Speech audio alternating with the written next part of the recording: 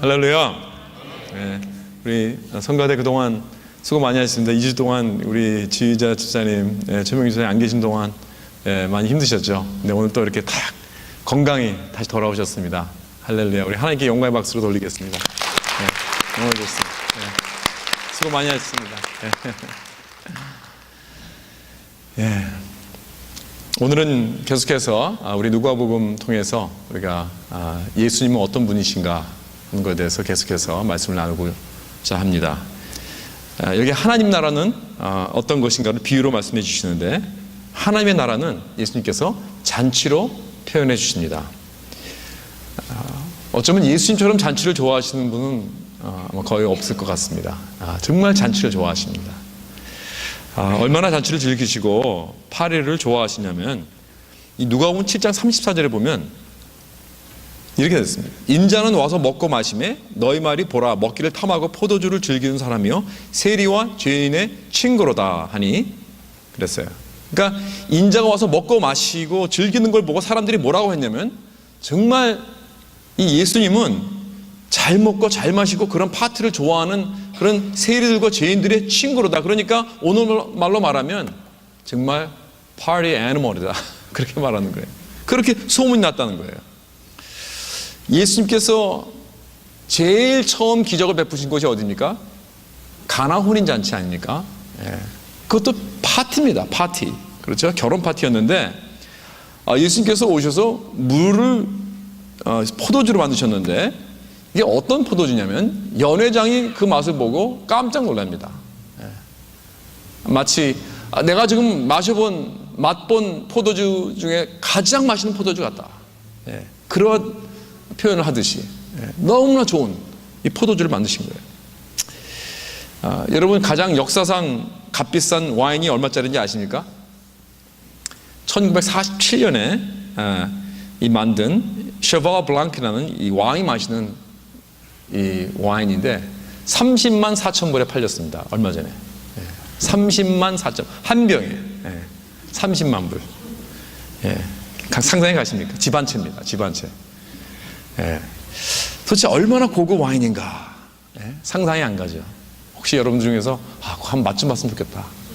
얼마나 도대체 맛이 있는 와인인지. 그러나 저는 확신합니다. 예수님께서 만드신 그 포도주는 이것보다 훨씬 더 맛있는 포도주인 줄 믿습니다. 그렇죠? 그리고 예수님께서 주시는 이 복음의 와인은 이 세상이 주는 어떤 와인보다 더 큰 기쁨을 주는 그러한 와인인 줄 우리는 믿습니다.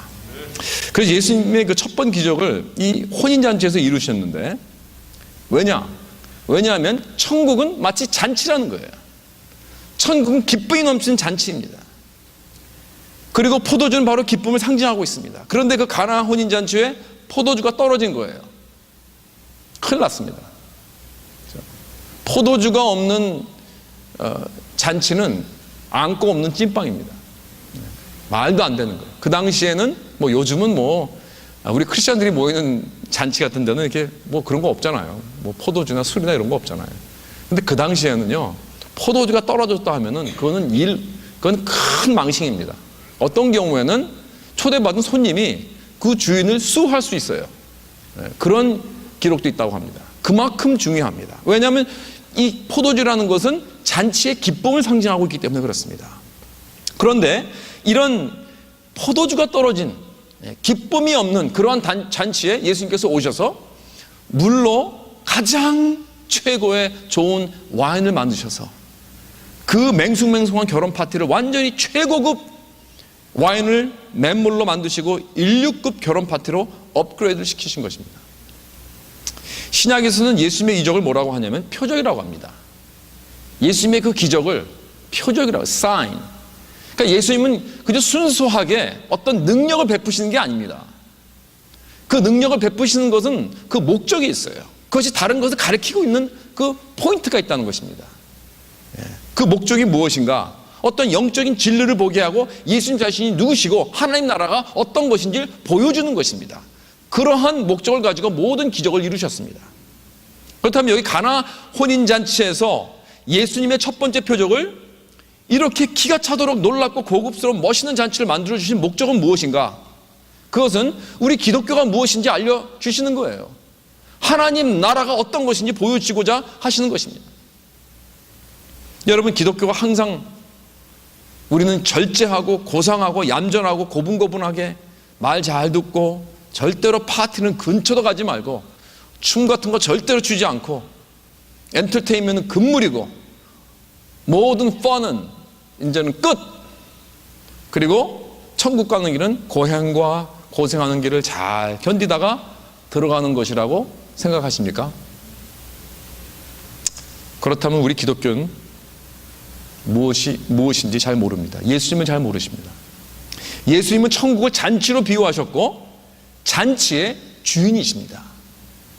예수님은 페스티벌과 기쁨을 가지고 이 땅에 오셨습니다. 그렇기 때문에 예수님께서 가시는 곳마다 인생의 기쁨과 즐거움과 활기가 살아나게 되는 줄 믿습니다. 그래서 여기에 연회장, 이 혼인잔치에 와보니까 기쁨이 없는 거예요. 예수님께서 기쁨을 주시겠다 하는 것입니다. 여러분, 그러한 잔치에 가고 싶으지 않으십니까? 여러분, 누가 잔치 있다고 하면 가고 싶죠. 나도 거기 가고 싶다. 나도 초대받고 싶다. 왜? 기쁨을 좀 즐기고 싶거든요. 그렇죠? 내가 정상적인 사람이라면 나는 그러한 기쁨과 즐거움이 있는 곳에 가고 싶어 할 것입니다. 누가 그냥 맨날 이렇게 우중충하고 디프레스된 그런 곳에 가고 싶겠어요? 잔치 있고 페스티벌하고 즐기고 하는데 다 가고 싶죠. 예수님은 천국을 이런 잔치로 표현하십니다. 정말 기쁨의 잔치입니다. 모든 세상의 잔치를 다 종집을 찍는 Party of all parties, 잔치 중 가장 귀하고 놀라운 잔치, 그런 잔치가 바로 이 천국의 잔치라는 것입니다. 그러니까 모두가 다 가고 싶어하고 하는 그러한 잔치라는 것입니다. 천국의 잔치 들어가려면 뭐가 있어야 하느냐? 우리가 일방적으로 생각할 때 천국의 잔치에 들어가려면 뭐가 필요하죠? 믿음이 필요하죠. 그렇게 말합니다. 믿음으로 가는 것입니다. 맞습니다. 예수를 믿는 믿음이 없으면 천국에 들어가지 못합니다. 그러나 오늘 본문에 보면요, 본문에 보면은 우리 오늘 그 설교 타이틀이 뭡니까? 제목이 다 같이 한번 시작해 볼까요? 겸손으로 들어가라. 그러니까 분명히 천국은, 이 잔치는 믿음으로 들어가는 거지만 오늘 여기 본문 이 비유에서는 예수님께서 살짝 그것을 이렇게 다른 각도로 말씀해 주시고 계세요. 겸손으로 들어가라. 그 의미입니다. 왜냐하면 겸손이란 믿음과 깊은 관계가 있습니다. 아니, 믿음보다 더 근본적인 마음 자세입니다. 그래서 겸손이 없으면 절대로 믿음을 낳을 수가 없습니다. 마치 말과 마차가 같이 가듯이, 만약에 마차가 믿음이라면 말은 겸손입니다. 말이 있어야 마차가 가는 것입니다.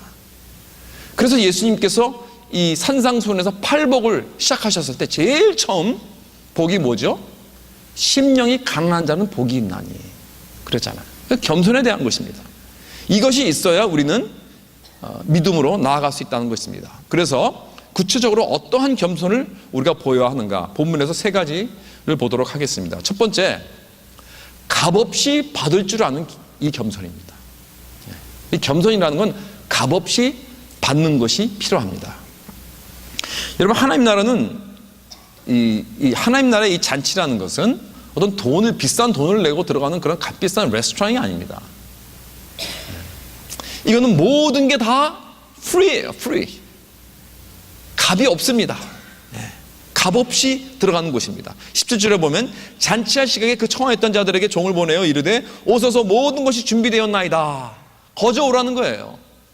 come, 누구든지 다 오라는 거예요. 완전히 프리입니다. 이건 팟럭도 아닙니다. 내가 뭐 가져가야 될 게 아니에요. 없어요. 하나도 없습니다. 우리가 뭐 준비해 갈 게 하나도 없는 거예요. 우리들 사이에는 우리가 어디를 초대를 받으면 그 다음에는 우리가 초대를 하고 싶어하는 그런 마음이 있어요. 여기 본문에도 그렇잖아요. 그렇죠?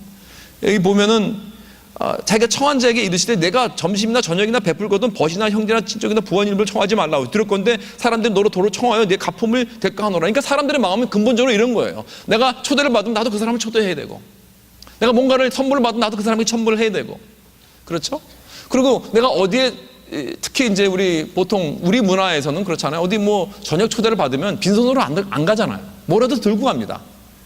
그렇죠? 예의가 있는 사람이라면 뭐 사과 박스라도 하나 들고 가잖아요. 아니면 디저트, 미국 사람 같으면 디저트라도 들고 가던데. 그런데 이 천국 잔치에 들어가려면 예수님께서 말씀하시는 것은 아무것도 들고 오지 마라. 들고 올 게 없다는 거예요. 아니, 절대로 가지고 오면 안 된다는 것입니다. 그랬다간 이건 완전히 주인에게 모독입니다. 그저 이 모습 이대로 와라. Just as I am. Just as you are. 예, 우리 계속해서 우리 화답송을 요즘 부르는 이 Just as I am. 얼마나 참 이 가사가 은혜스럽습니까? 이 모습 이대로 그냥 가는 겁니다. 내가 준비해 갈 거 아무것도 없습니다. 팔럭이 아닙니다. 내가 그 하나님께서 준비해 주신 그 잔치에 내가 뭔가 좀 애들을 하고 내가 뭔가 좀 이렇게 좀 도와드릴 게 없나 하고 그런 게 아니에요. 물론 그 마음은 있지만 그런 마음을 갖지 말라는 것입니다. 왜? 그건 겸손이 아니라는 거예요. 예. 여러분, 값없이 받는 그러한 겸손이 필요한 것입니다. 우리 인간은 많은 경우 거저받지는 못합니다. 예. 왜 꼭 다시 줘야 하고 왜 꼭 다시 그 사람을 초대를 해야 되느냐? 초대를 받고 난 다음에는 왜 그럴까요? 겸손일까요? 예. 누가 뭘 이렇게 맛있는 것을 나에게 주면 나도 그 사람에게 맛있는 것도 다시 줘야 돼요. 그런 관습이 있습니다. 그래서 우리도 하나님 앞에 나아갈 때 나 같은 죄인이 하나님의 은혜를 받을 자격이 없으니까 거저받는 걸 불편해합니다. 내가 뭔가 나의 죄에 대한 대가를 조금이라도 치러야 내 속이 시원한 거예요. 하나님의 사랑을 거저받지 않겠다는 것입니다. 하나님께서 이렇게 무료로 값없이 프리하게 주겠다는데도 나는 뭔가 내 자신이 뭔가 좀 이루겠다는 거예요. 뭔가 도와드리겠다는 거예요. 이런 마음. 하나님께서는 다 용서하셨는데 내가 아니라는 거예요. 그럼 하나님 입장에서 생각해 봅시다. 이것이 겸손입니까? 교만입니까? 어떻게 보면 겸손 같기도 하는데, 그렇죠? 어떻게 보면 겸손 같기도 해요. 어떻게 보면 교만 같기도 한데, 그러나 하나님 입장에서는 그건 교만이라는 것입니다. 이런 것 같아요. 여러분, 돈 많은 어떤 사람이 미국에서 가장 비싼 레스토랑에 여러분들 초대했다고 합시다. 나를. 한 플레이트에 수백 불짜리, 뭐 그런 게 있는지 모르겠지만 하여튼 뭐 그렇다고 칩시다. 수백 불짜리 이 디너를 나한테 사주려고 초대를 했다고 합시다. 그런데 내가 그 레스토랑에 가면서 맥도날드에 들려가지고 빅맥과 프라이즈를 사들고 갑니다. Can you imagine? 예, 그래서 봉지에 여기 맥도날드 그림이 있고 이제 딱 들고 들어가요. 그래서 그 테이블에 딱 놓습니다. 그러면 나를 초대한 그 사람이 그걸 보고 What are you doing? 예? 지금 뭘 하는 겁니까? 아니 지금 내가 값비싼 이 가장 맛있고 가장 귀중한 이 디너를 내가 초대를 했는데 지금 뭘 갖고 들어오는 겁니까? 그럴 때 나는 제가 좀 뭔가 좀 이렇게 보태드리려고 해서요. 뭔가 좀 도움이 될까 해서요. 그냥 빈손으로 오게 미안하니까. 여러분 이거는 이렇게 내가 했다면 이거 완전히 디너를 망치려고 하는 거죠. 그렇죠? 이건 초대한 사람을 모독하는 거 아닙니까? 초대한 사람은 당장 나가라 그럴 것입니다. 예? 이게 뭐냐고. 여러분 누가 이렇게 관대함으로 베풀어 줄 때 거저받는 것도 겸손입니다. 이렇게 우리들은 거저주는 거 값없이 받을 줄을 몰라요. 어떻게든지 내가 노력해서 내가 일을 해서 내가 뭔가라도 치러서 얻으려고 하는 것이 우리들의 모습입니다. 그런데 이것은 모순입니다. 이 세상에서 가장 귀한 것은 여러분 다 프리입니다. 여러분들이 노력해서 여러분 생명 받았습니까? 여러분들이 노력해서 태어났습니까? 프리입니다. 여러분 다 공짜입니다. 내가 노력해서 건강을 얻었습니까? 아닙니다. 내가 노력해서 지금 쉬고 있는 이 공기를 마시고 있습니까? 아닙니다. 인생의 가장 중요한 것들은 가장 소중한 것들은 다 프리입니다. 내가 뭔가를 위해서 지불을 해야 된다면 그건 벌써 값어치가 떨어지는 거예요. 그렇기 때문에 이 세상에서 가장 귀한 영생과 하나님의 나라는 절대로 값없이 받는 것인 줄 믿으시기 바랍니다. 여러분이 할 게 하나도 없습니다. 내가 더 할 게 하나도 없어요. 가지고 올 게 하나도 없습니다. 이 모습 이대로만 오면 되는 것입니다. 그저 겸손으로. 이게 바로 겸손이라는 거예요. 사랑하는 성도 여러분, 혹시 여러분은 나는 인생에 실패했기 때문에 나는 정말 내 자신이 없어요. 내 직업이 잘 되지 않습니다. 사업도 되지 않습니다. 내가 젊어서 공부를 많이 하지 못했습니다. 내가 인생의 선택을 잘못했습니다. 내가 미국에 왔습니다. 그래서 내가 자신이 없고 내가 정말 가치가 없다고 여러분 생각하십니까? 혹시 여러분이 돌아보면서 나는 실패자이다, 난 후회한다, 이렇게 생각하십니까? 그럼에도 불구하고 하나님께서 나를 이 모습 이대로 사랑하셔서 나를 천국 잔치에 초대하신다고 하는데 나는 이거 없으면 안 돼요. 난 저걸 이루어야 돼요. 그러기 전에 난 자격이 없어요. 예? 내 인생이 이렇게 잘 되지 않으면 난 그 잔치에 들어갈 자격이 없어요. 아니, 들어가지 않을래요 라고 생각하는 사람들이 꽤 있다는 것입니다. 여러분, 내가 만약 이렇게 생각한다면 난 아직 값없이 들어가는 하나님 나라의 잔치 앞에서 겸손하지 못하고 있다는 것입니다. 예수님은 오늘도 우리를 초청하십니다. 모든 것이 다 준비되었다. Come as you are. 이사야 55장에서 하나님은 우리를 이렇게 초대하십니다. 오라 너희 모든 목마른 자들아, 물로 나아오라. 돈 없는 자도 오라. 너희는 와서 사 먹되 돈 없이 값없이 와서 포도주와 젖을 사라. 우리의 자만과 우리의 교만과 여러분 우리들의 그 체면과 여러 가지 나의 guilty 의식, 죄책감, 자존감 다 내려놓으시기 바랍니다. 하나님 나라는 값없이 받는 겸손으로만 들어가는 것인 줄 믿으시기 바랍니다. 두 번째로 우리는 지극히 작은 자와 함께하는 겸손이 필요합니다. 내가 생각할 때 나보다 작은 자, 나보다 못한 자. 여러분, 이 비유를 잘 보면요, 처음에는 어떤 사람들을 초대했습니까? 처음에는 여러분과 저 같은 사람을 초대한 것입니다. 사회적으로는 그냥 일반적으로 그냥 중산층 또는 메인스트림의 사람들, 주류의 사람들입니다. 사실 이 미국에서는 아무리 우리 한인들이 뭐 그냥 그렇게 잘 나가고 뭐 아무리 똑똑하고 뭐 교육을 많이 받았다고 해도 이 중류축에 들어가는 것은 사실 힘듭니다. 그러나 경제적으로는 그래도 대부분 다 중산층에 사시고 계십니다. 그렇죠? 근데 우리 한인 이민 사회만 본다면 우리가 바로 메인스트림입니다. 우리가 참 주류라고 할 수 있죠. 우리 동네 사람들입니다. 처음에는 하나님이 이런 사람들을 초대하셨어요. 그런데 이 사람들이 어떻게 해요? 어떻게 반응합니까? 다 이리 핑계대고 저리 핑계대가지고 뺍니다. 못 가겠다는 거예요. 그러니까 잔치를 준비한 주인이 화가 났어요.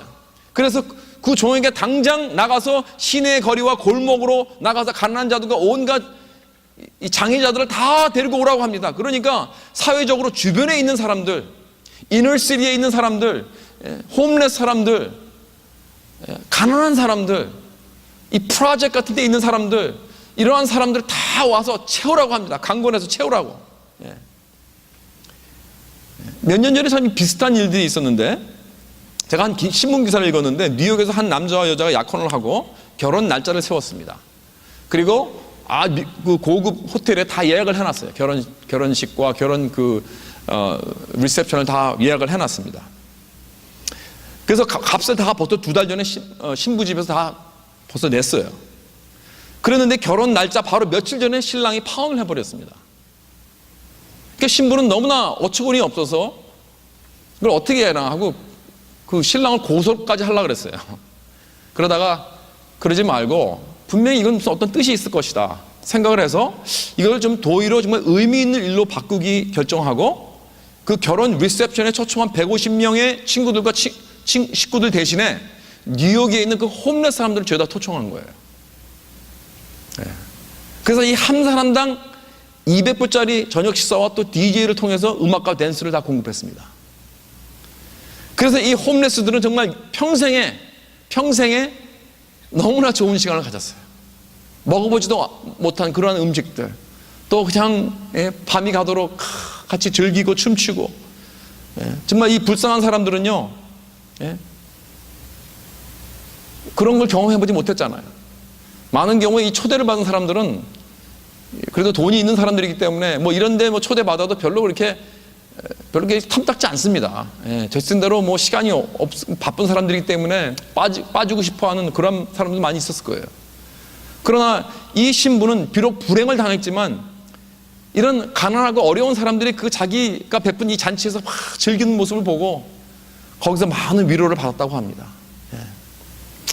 저는 이 일을 놓고 볼 때 정말 하나님께서 준비하시지 않았나 그런 생각이 됩니다. 정말 돈이 많고 바쁜 사람들이 아니고 한 번도 이러한 그 잔치에 초대받아보지 못한 그러한 사람들, 불쌍한 홈레스 사람들, 정말 인생의 찌꺼기만 먹고 사는 그러한 사람들이 이렇게 정말 기쁘게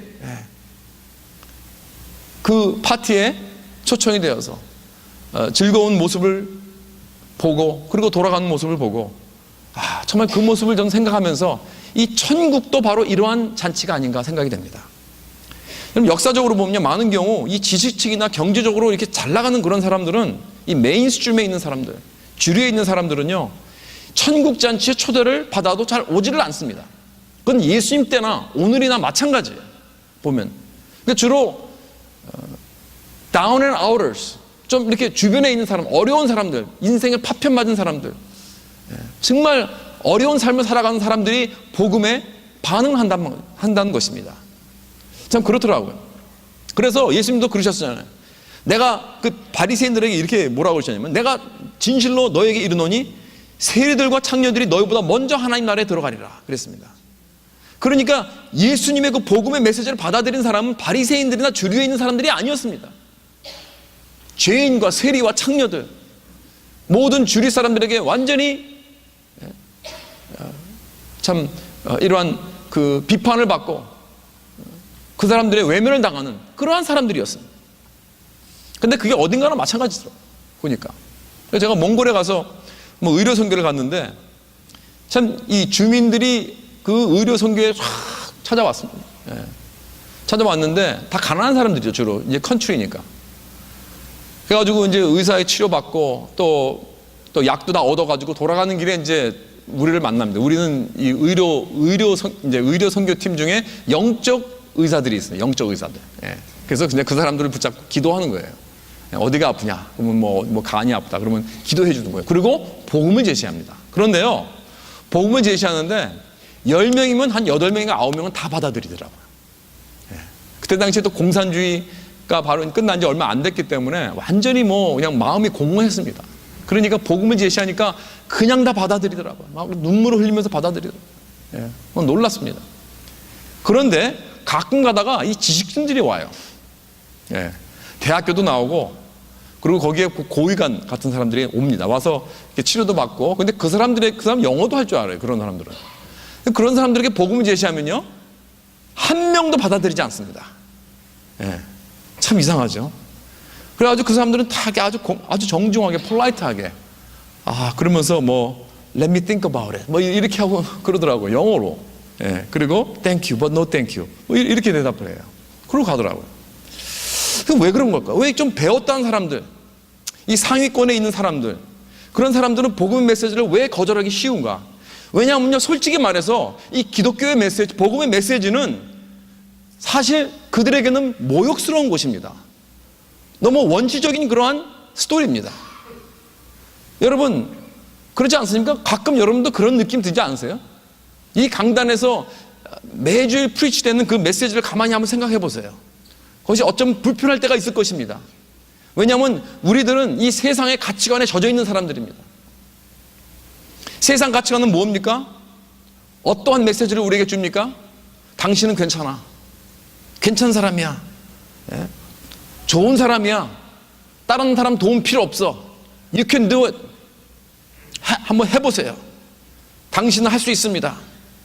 이렇게 굉장히 아주 세련된 메시지로 자꾸 우리에게 해주고 있어요. 그런데 반면에 교회 들어오니까 완전 반대야. 당신은 죄인이요. 불가능합니다. 안 됩니다. 당신 가족은. 오직 예수님의 보혈밖에 없습니다. 오직 예수님만 붙드셔야 됩니다. 십자가만 붙잡아야 됩니다.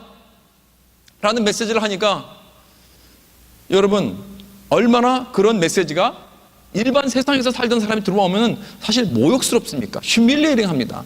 당신은 죄로 인해 죽어 마땅한 존재입니다. 나는 아무 가치가 없는 사람입니다. 그렇잖아요. 오직 예수 그리스도의 피가 흘려서 그 피가 나의 죄값을 치러야만 내가 하나님에게 받아지는 것입니다. 그러니까 세상 사람들에게 아주 이게 무슨 고리타분한 소리고 원시적인 소리만 들릴 것입니다. 여러분, 이런 메시지를 이 사회에서, 요즘 세상에서 어디서 듣겠습니까? 다른 종교의 메시지 좀 그래요. 비슷합니다. 다른 종교들도요, 보면 고상합니다. 세련됐습니다. 선한 삶을 사세요. 종교는 다 똑같습니다. 다 좋은 거예요. 아주 지식층같이 얘기를 합니다. 각자 갈 길을 가면 되는 거예요. 남에게 해 끼치지 말고 서로 인자하게 여기고 서로 사랑하고 긍휼의 삶을 살다 보면 평화를 얻게 됩니다. 뭐 이런 메시지는 다들 하는 메시지예요. 그렇죠? 그러니까 얼마나 듣기가 세련됐습니까? 그러니까 오늘 이 세상 가치관에 딱 들어맞습니다. 그래서 요즘은 교회에서도 이 복음의 이런 네게티브하고 모욕적인 그런 부분 싹 빼버립니다. 그리고 세련된 부분만 자꾸 전하려고 그래요. 복음도 아닌 그런 복음입니다. 반쪽짜리 복음이죠. 그래서 복음도 아닌 어떤 윤리와 도덕적인 부분만 전하려고 해요. How to be successful, 이런 것들, 그런 메시지. 왜요? 지식층과 관련된 젊은 엽비들이 이런 메시지를 좋아하잖아요. 이렇게 많은 교회들이 오늘날 복음을 이 세상 사람들이 입맛에 맞추려고 합리화합니다. 그러나 그런 입맛에 맞추게 되면은 여기 뭐라 그랬습니까? 24절에 내가 너에게 말하니 전에 정하였던 그 사람들 하나도 내 잔치를 맛보지 못하리라 그랬습니다. 하나님 나라의 그 잔치의 기쁨에 맛볼 수 없습니다. 그렇기 때문에 여러분, 이런 반쪽짜리 복음을 전하는 교회는 성장하지 못합니다. 오히려 불쌍하고 어려운 사람들을 돌보는 교회는 거듭난 교회입니다. 진짜 복음을 전하는 교회입니다. 그런 교회가 이너시티 속으로 들어가고 가난한 사람들 삶 속에 들어가고 세계 각각 여러 나라로 들어가는 것이고 복음만을 전하고 복음만을 원하는 거예요. 왜냐하면 그 사람들은 복음만을 받아들이기 때문에, 복음만을 사랑하기 때문에. 그렇기 때문에 오늘 이 비유의 말씀을 통해서 예수님은 중산층에 있는 사람들, 우리 메인스트림에 있는 사람들, 세련되고 배웠고 영향력 있는 그런 사람들이 주시는 경고가 있습니다. 이 천국잔치 초대를 거절하는 사람들이 기억해야 될 것은 촛대는 옮겨갈 것이나 기회는 항상 있는 거 아닙니다. 먼저 촛대를 받은 자의 특권을 버리게 되면 그 축복은 기다리는 사람들에게 옮겨가게 되어 있는 거예요. 하나님은 차별하지 않으십니다. God is not a respecter of persons 그랬습니다. 누구든지 다 초대하시고 다 구원을 받기 원하십니다. 이 천국 복음의 메시지는 인생의 작은 자뿐 아니라 가장 높은 자리에 있는 사람이나 가장 똑똑한 사람이나 가장 파워풀한 그런 사람들을 위한 것입니다. 그리고 그 중간에 있는 모든 사람들, 저와 여러분들을 위한 것입니다. 단 이렇게 모든 사람들, 특히 작은 사람들과 큰 사람들을 다 초대하고 살리는 이 복음의 평범한 이 메시지 앞에서 우리는 겸손이 필요하다는 거예요. 여러분, 사실 홈레스와 창녀와 마약 중독자와 이너시티에 가난한 사람, 그러한 사람들, 인생에 파편 맞은 사람들, 그런 사람들이 우리와 뭐 다른다고 생각하십니까? Are they really that different than us? 여러분, 아닙니다. 우리는 그저 잘 숨길 뿐입니다. 잘 입을 뿐입니다. 그 전에 제가 신학교에서 그 교수님이 그러시더라고요. 옛날 예수님 당시에 그 죄인들과 오늘날 죄인들과 다른 점이 무엇인가? 오늘날 죄인들은 스페이스옷을 입었다 그래요. 우주복을 입었대요. 우주복. 그러니까 겉으로 보기엔 굉장히 뭐 하늘을 날아다니고 멋있고 세련되고 그렇지만 그 마음은 다 똑같은 죄인이에요. 다 부패했습니다. 그러니까 미국에서 양복을 입고 공공지 가복 메고 맨하탄이나 뉴욕 거리에 다니면서 비즈니스 하는 그런 비즈니스맨들이나 아마존 강에서 뻘거벗고 다니는 미개한 원주민들이나 다 죄로 물들은 마음은 똑같다는 것입니다. 모두가 다 잃어버린 죄인입니다. 만약에 이 말이 여러분 이 말이 여러분의 지식을 모독한다고 생각한다면 난 아직 하나님 나라에 이 지극히 작은 자 앞에서 겸손하지 못했다는 의미입니다. 저의 말씀이 모독스럽습니까? 그럼 아직 나는 겸손하지 못한 것입니다. 뿐만 아닙니다. 우리 교회가 진정으로 하나님 나라의 능력이 임했다면 우린 이 자리에서 나가서 골목과 시내거리로 나가야 됩니다. 그래서 내 옆집 사람이나 동네 사람들 그리고 주위에 있는 사람들이 오지 않거든 나가서 길가에 있는 사람들, 인생에 파편 맞은 사람들, 어려운 사람들, 할 일 없어 서성대는 사람들을 찾아 나서야 됩니다. 그리고 그 사람들을 정말 강권해서라도 이 자리에 채우라고 하셨습니다. 채우라. 그러한 교회가 바로 킹덤 능력을 소유한 교회요 백성의 모습인 줄 믿으시기 바랍니다. 마지막으로 우리는 하나님 나라의 우선순위 앞에 겸손해야 됩니다. 여러분, 왜 사람들이 잔치에 오지 않으려고 했을까요? 이 사람들은 처음에는 기독교를 배척한 사람이 아닙니다. 여러분, 처음에는 이 사람들이 초대를 받고 거절한 사람들이 아니었습니다. 가만히 보세요. 여기 16절을 보면 이들에게 이미 청했을 때 말로는 오겠다고 한 사람들이었습니다. If you read between the lines, 여기 잘 보면요, 아직 준비가 안 되었기 때문에, 아직 시간이 안 됐기 때문에 잔치를 기다리고 있던 사람들이에요. 그러니까 이제 모든 사람들이 다 그러니까 잔치가 다 준비되니까 주인이 종을 보냅니다. 그러니까 종이 가서 그들에게 말합니다. Finally, everything's ready. 다 준비되었어요. 이제 오세요. 그러니까 이제 가야 되는데, 오겠다고 한 사람이니까 가야 되는데 안 오는 거예요. 그렇죠? 그러니까 처음부터 잔치에 오기를 사양한 사람들이 아니었습니다. 오늘날 말하면은 결혼식에 초청장을 받았으면 거기다가 RSVP가 있잖아요. 나 오겠다 안 오겠다. 오겠다고 보낸 사람입니다. 보낸 사람들이에요. 그러니까 이 사람들은 잔치에 올 줄만 알았는데, 그리고 그렇게 계획을 했었는데, 문제는 결정적인 순간에 오질 않았다는 거예요. 때가 됐을 때 오지 않았다는 거예요. 그렇잖아요. 내가 천국에 들어갈 줄만 알았는데, 내가 기독교의 교리를 다 믿습니다. 성경 말씀도 믿습니다. 난 하나님을 믿는데요. 그런데 나중에는 오질 않는 거예요. 왜요?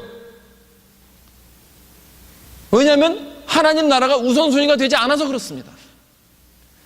밭을 사고 소를 사고 결혼을 하고 자기들의 삶을 살아가는, 평상시에 자기들의 삶을 살아가는 거기에다 완전히 몰두를 하고 절대로 그 터치를 못하게 하는 거예요. 아무도. 심지어는 하나님 나라의 때가 됐는데도. 여러분, 이 밭을 사고 소를 사고 결혼하는 건 지극히 정상적인 일입니다. 뭐 나쁜 일 하는 게 아니잖아요. 죄를 짓고 있는 게 아니잖아요. 잘 살아보려고 애를 쓰고 있잖아요.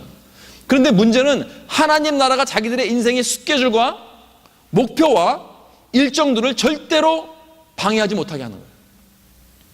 천국 잔치가 자기들의 보통 삶을 바꾸지 못하게 하는 것입니다.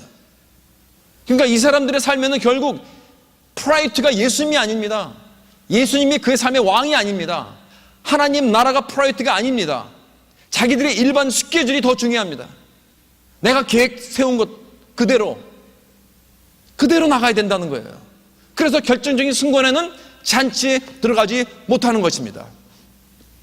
못하는 것이 아니라 안 들어가는 거예요. 관심이 없는 거예요. 거기에는. 여기 내가 지금 이 세상에, 내가 이 스케줄, 내 지금 here and now, 이게 중요하기 때문에. 반면에 하나님 나라의 백성은 어떤 사람들입니까? 자기 인생 스케줄은 중요하지 않습니다. 물론 다 스케줄 세웁니다. 계획 세웁니다. 그러나 하나님이 간섭하실 때, 하나님 부르실 때, 하나님 때가 됐을 때 이거 다 제껴놓습니다. 그리고 하나님 때를 따라가는 거예요. 하나님 부르심을 따라가는 거예요. 이게 바로 예수님을 왕으로 모신 자의 삶입니다. 하나님 나라의 그 비즈니스가 더 우선순위라는 거예요. 여러분, 이 커밋먼이 있어야 됩니다. 여러분, 만약에 예수님이 나의 왕이 되시고 그의 가치관, 그의 규칙과 말씀을 내가 순종히 한다면 내 스케줄은 뒤로 물러가도 돼요.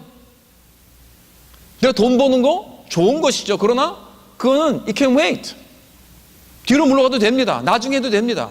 내가 살고 싶은 곳에 꼭 살지 않아도 돼요. 그게 중요한 게 아니기 때문에. 장가가고 시집가는 거요? 그것도 중요하죠. 인생의 가장 중요한 그 결정 아닙니까? 그것도 it can wait. 기다려도 되는 거예요. 작년에 내가 터키 선교 갔을 때 거기 온 젊은 여자 청년이 있어요. 노래도 잘하고. 그런데 터키 오는 것 때문에 자기 결혼 날짜를 바꿨대요. 원래 다 예약이 되어 있었는데. 네? 왜요? 그의 우선순위가 하나님 나라 예수 그리스도이기 때문에, 천국 잔치에 참여한 것이 먼저이기 때문에 시집가고 장가가는 거 좋습니다. 좋은 거예요. 중요하죠. 그러나 it can wait. 하나님이 오늘 나를 초대하라고 부르시는데 지금 내가 누리고 있는 이 라이프스타일을 바꾸기 싫어서 이 핑계 저 핑계 된다면 난 아직 프라이어티가 뭔지 모르고 있다는 것입니다. 이게 좀 헷갈리고 있는 거예요 지금. 사랑하는 성도 여러분, 하나님 나라의 우선순위에 우리는 겸손해야 됩니다. 예수님이 먼저입니다. 여러분들에게 여쭤보겠습니다. 여러분들의 삶은 무엇이 이끌고 가고 있습니까? 릭 워런이 Purpose Driven Life라는 책을 써서 크게 유명해졌죠. Purpose Driven Life, 목적이 이끄는 삶. 그런데요, 가만히 생각해 보니까 모두가 다 목적이 이끄는 삶을 살고 있더라고요. 그렇지 않습니까? 어느 누구도 목적이 이끄는 삶을 살지 않는 사람이 없습니다. 그 목적이 내 비즈니스이든 내 자녀들이든 내 명예이든 내 인기이든 내 돈이든 내 성공이든 뭐든지 something 그 purpose가 있어요. 그것이 잘못되어서 그렇지. 자녀들을 가지신 부모님들, 우리 자녀들에게 이 천국 우선순위를 가르치시기 바랍니다. 공부도 중요하지만 그것이 인생의 우선순위가 아니라는 거예요. 제가 얼마 전에 한국의 고등학교 아이들이 그 외국인 기자와 인터뷰하는 거 한번 봤어요. 유튜브에서. 봤는데 이 아들이 하루에 16시간을 공부하더라고요. 하루에 16시간을 공부하는데 그 외국인 기자가 너무나, 미국에서는 그런 애들이 어디 있어요? 고등학교 때. 아무리 공부를 잘하는 애들도. 그래서 무엇 때문에 그렇게 열심히 공부하냐고 했더니 그 여자애가 뭐라고 대답을 받냐면, 좋은 대학에 가야죠. 저런 대학에 못 가면요, 좋은 직장은 못 잡고 좋은 남편을 못 만납니다. 그렇게 얘기하더라고요. 모든 한국의 고등학생 여자애들은 나중에 좋은 대학 가야 되는 이유가 좋은 남편을 만나야 되기 때문에, 거기서. 그게 바로 성공한 삶이라는 거예요. 여러분, 이런 우선순위가 어디서 왔을까요? 우리 부모님들 책임 아닙니까? 그런데요, 많은 경우에 이 크리스찬 부모님들도 마찬가지더라고요. 이게 우선순위예요, 우리 자녀들의. 여러분, 예수님이 나의 왕이 되시고 하나님 나라가 내 삶을 이끈다면 그 우선순위 때문에 나의 스케줄, 나의 계획, 나의 인생을 바뀔 수 있어야 합니다. 우리가 크리스찬 하지만 그게 뭔지 모르는 사람들이 너무나 많습니다. 크리스찬이란 하나님 나라와 그의 가치관이, 그리고 그의 퍼포스가 우선순위가 되는 것입니다. 이것이 바로 크리스찬의 삶이고 그 크리스찬의 라이프스타일인 줄 믿으시기 바랍니다.